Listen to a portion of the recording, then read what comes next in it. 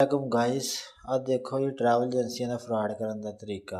ਆ ਜੀ ਟਰੈਵਲ ਏਜੰਸੀਆਂ ਜਿੱਦਾਂ ਦਿੰਦੀਆਂ ਜੀ ਫੇਸਬੁੱਕ 'ਤੇ ਆਪਣੇ ਇਸ਼ਤਿਹਾਰ ਦਿੰਦੀਆਂ ਵਾ ਅਤੇ ਵਾਅਦੇ ਵੱਡੇ ਦਾ ਵਰਕ ਪਰਮਿਟ ਦੇ ਨਾਲ ਇਹਨਾਂ ਨੇ ਪਿਕਚਰਾਂ ਲਾਈਆਂ ਹੁੰਦੀਆਂ ਜਿਸ ਤਰ੍ਹਾਂ ਅਸੀਂ ਅੱਧੀ ਦੁਨੀਆ ਨੂੰ ਇਹਨਾਂ ਨੇ ਨਾ ਯੂਰਪ ਭੇਜ ਦਿੱਤਾ ਹੁੰਦਾ ਪਾਕਿਸਤਾਨ ਤੋਂ। ਅਤੇ ਹੁੰਦਾ ਇਹ ਸਾਰੇ ਦਾ ਸਾਰਾ ਹੀ ਫਰਾਡ ਆ।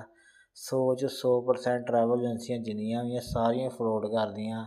ਇਹਨਾਂ ਦੇ ਫਰੋਡ ਕਰਨ ਦਾ ਤਰੀਕਾ ਚੈੱਕ ਕਰੋ।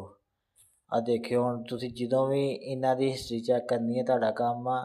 ਇਹਨਾਂ ਨੂੰ ਜਦੋਂ ਵੀ ਇਹਨਾਂ ਦੀ ਤੁਸੀਂ ਇਸ਼ਤਿਹਾਰ ਦੇਖੋ, ਇਹਨਾਂ ਦੇ ਵਰਕ ਪਰਮਿਟ ਦੇਖੋ, ਤੁਸੀਂ ਉਹਨੂੰ ਵਰਕ ਪਰਮਿਟ ਨੂੰ ਜਾਂ ਇਸ਼ਤਿਹਾਰ ਨੂੰ ਫੜਨਾ ਹੈ। ਫੜ ਕੇ ਮੈਡਾ AI 'ਤੇ ਪਾਉਣਾ ਹੈ ਔਰ ਤੁਹਾਨੂੰ ਇਹਨਾਂ ਦੀ ਅਸਲੀਅਤ ਨਜ਼ਰ ਆ ਜਾਏਗੀ। ਇਹਨਾਂ ਦੀ ਕੀ ਅਸਲੀਅਤ ਹੈ, ਸਾਰੀ ਇਸ ਟਰੈਵਲ ਏਜੰਸੀ ਦੀ ਅਸਲੀਅਤ ਲਿਖੀ ਹੋਈ ਆ। ਅਤੇ ਇਸ ਤਰ੍ਹਾਂ ਦੀਆਂ ਟਰੈਵਲ ਏਜੰਸੀਆਂ ਮੈਂ ਤੁਹਾਨੂੰ ਹੋਰ ਜਿੰਨੀਆਂ ਵੀ ਤੁਹਾਨੂੰ ਭਰੋਸੇਮੰਦ ਤੁਹਾਡੇ ਕਾਗਜ਼ਾਂ ਦੇ ਵਿੱਚ ਟਰੈਵਲ ਏਜੰਸੀਆਂ ਵਾ, ਮੈਂ ਤੁਹਾਨੂੰ ਉਹਨਾਂ ਸਾਰੀਆਂ ਦੀ ਅਸਲੀਅਤ ਦਿਖਾਵਾਂਗਾ।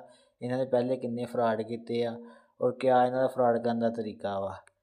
ਔਰ ਇਹ ਬੜੇ ਹੀ ਖਤਰਨਾਕ ਤਰੀਕੇ ਨਾਲ ਫਰਾਡ ਕਰਦੇ। ਬੰਦੇ ਕੋਲੋਂ ਪਹਿਲੇ ਥੋੜ੍ਹੇ ਜਿਹੇ ਪੈਸੇ ਲੈਂਦੇ ਆ, ਤਕਰੀਬਨ 1-2 ਲੱਖ ਰੁਪਈਆ ਇਹਨਾਂ ਨੇ ਪਹਿਲੇ ਡਿਮਾਂਡ ਰੱਖੀ ਹੁੰਦੀ ਆ। ਉਹ ਸਮਝ ਲਓ ਵੀ ਉਹ ਪੈਸੇ ਜਿਹੜੇ ਆ ਨਾ ਉਹ ਇਹਨਾਂ ਦੇ ਫਰਾਡ ਕਰਨ ਦਾ ਤਰੀਕਾ ਹੀ ਆ ਸਾਰੇ ਦਾ ਸਾਰਾ।